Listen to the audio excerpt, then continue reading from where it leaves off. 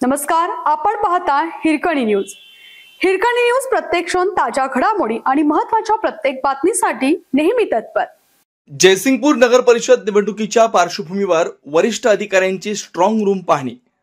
आगामी नगर परिषद निवडणुकीच्या पार्श्वभूमीवर आज कोल्हापूरचे जिल्हाधिकारी अमोल येडगे, कोल्हापूरचे पोलीस अधीक्षक योगेश कुमार गुप्ता, अप्पर पोलीस अधीक्षक अण्णासाहेब जाधव, जयसिंगपूर विभागाचे पोलीस उपअधीक्षक अमोल ठाकूर साहेब तसेच जयसिंगपूर पोलीस ठाण्याचे पोलीस निरीक्षक सत्यवान हाके यांनी स्ट्रॉंग रूमची पाहणी केली आहे. सुरक्षा, निवडणूक प्रक्रिया आणि प्रशासनिक तयारी याबाबत अधिकारी वर्गासोबत सविस्तर चर्चा करत प्रत्येक टप्प्यावर काटेकोर दक्षता ठेवण्याच्या स्पष्ट सूचना देण्यात आल्या. मतदान केंद्रांवरील सुरक्षा व्यवस्थेचा आढावा घेत कडेकोट बंदोबस्त ठेवण्याचे निर्देश देण्यात आलेत. जिल्हाधिकारी येडगे यांनी निवडणूक पारदर्शक, शांततेत व विनाअडथळा पार पाडण्यासाठी सर्व विभागांनी समन्वयानं काम करावं असं सांगत अधिकाऱ्यांना मार्गदर्शन केलंय. पोलीस अधीक्षक गुप्ता यांनी संवेदनशील भागात विशेष लक्ष देण्याच्या सूचना दिल्यात. अखेर सर्व अधिकाऱ्यांनी निवडणूक प्रक्रियेतील कर्मचाऱ्यांना त्यांच्या कामासाठी शुभेच्छा दिल्यात आणि शांततेत व सुरळीतपणे निवडणूक पार पाडावी यासाठी आवश्यक त्या सर्व उपाययोजना करण्याचे निर्देश दिलेत. या सर्व बातमीचा आढावा घेतला हिरकणी न्यूजचे मुख्य संपादक डॉक्टर गणेश वाईकर आणि या संपूर्ण पाहणी दौऱ्याचे छायाचित्रीकरण केलंय हिरकणीचे प्रेस फोटोग्राफर संजय कोळी यांनी.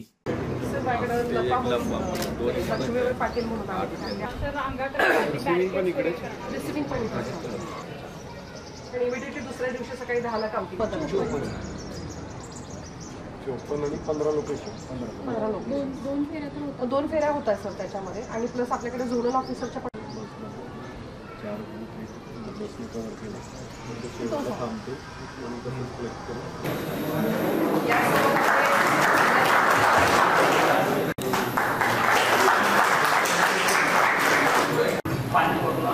मागच्या आठवड्यामध्ये पण मी आलेलो होतो तेव्हा नॉमिनेशनची प्रोसेस चालू होती. आता नॉमिनेशनची प्रोसेस पूर्ण संपलेली आहे. उमेदवारांची संख्या पण निश्चित झालेली आहे आणि ईव्हीएम देखील लागणार आहे याची क्लॅरिटी आपल्याला आलेली आहे. आणि उद्या चिन्ह वाटप झाल्यानंतर मतपत्रिकेची छपाई सुरू होईल.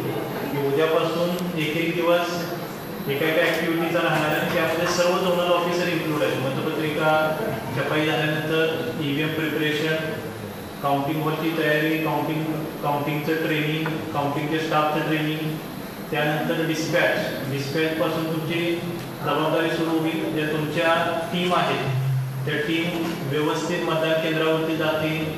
आपण जे काही प्रोटोकॉल दिलेला त्या पद्धतीने मशीन इथे अगोदर तपासून घेतील. नंतर मतदान केंद्रावरती मॉकपोलपासून प्रत्येक रिपोर्ट वेळेवरती पाठवतील कुठे. आणि सर्वात महत्त्वाचं काम तुमचं मतदानाच्या दिवशी राहणार आहे. मशीनमध्ये कुठे काही प्रॉब्लेम झाला लगेच तो आरोनपर्यंत कम्युनिकेट झाला पाहिजे आणि कुठल्या मशीनमध्ये प्रॉब्लेम झाला की कुठली मशीन बदलायची ते तुमच्याकडे रिझर्व्ह सेट असणार आहे. इंजिनियरची मदत जिथे आवश्यक असेल तिथे घेणं आणि सुरळीतपणे मतदान प्रक्रिया चालू राहिली पाहिजे हे बघणं. मतदान ज्या वेळेला संपतंय त्यानंतर असणारे मतदार त्यांचं पूर्ण मतदान प्रक्रिया संपवून सगळे मतदान केंद्र तुमचे वेळेमध्ये आणि सुरक्षितपणे या ठिकाणी येतील. कुठलाही कर्मचारी निष्काळजीपणे कुठला फॉर्म विसरून येईल किंवा काय होईल असं होणार नाही याची दक्षता सर्वांनी घ्यायची आहे. आणि सर्वात महत्त्वाचं आता हे जे शेवटचे 4-5 दिवस राहिलेले आहेत त्या कालावधीमध्ये आचारसंहितेची स्ट्रिक्ट अंमलबजावणी झाली पाहिजे. SST वरती आम्ही बघितलं वाहनं तपासण्याची संख्या कमी आहे. जेवढी वाहनं जात आहेत त्यामध्ये संशयित जेवढे आहेत तेवढी SST पथकाने तपासलीच पाहिजे. झोनल ऑफिसरनी रेग्युलरली राऊंड करत राहिलं पाहिजे.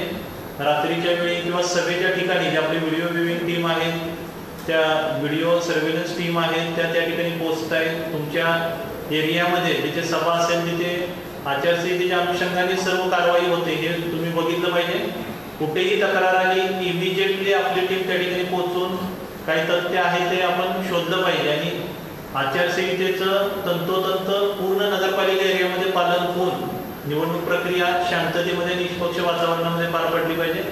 शेवटच्या 2-3 दिवसांमध्ये काही अनियमिततेच्या चान्सेस असतात. कुठे पैसे वाटप असेल, कुठे काय चुकीच्या पद्धतीने प्रचार जो नियमामध्ये नाही त्या पद्धतीने करणं असेल तर ते कुठेही झालं नाही पाहिजे. त्यासाठी पूर्ण चेक तुमच्या टीमचा राहिला पाहिजे.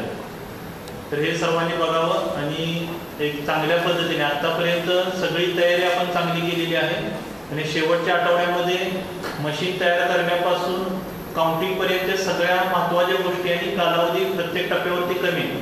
त्यामुळे जबाबदारीने सर्वांनी काम करून घ्या आणि इलेक्शन प्रक्रिया अरुणच्या मार्गदर्शनाखाली सर्वांनी यशस्वीपणे पूर्ण करून घ्या. सर्वांना शुभेच्छा.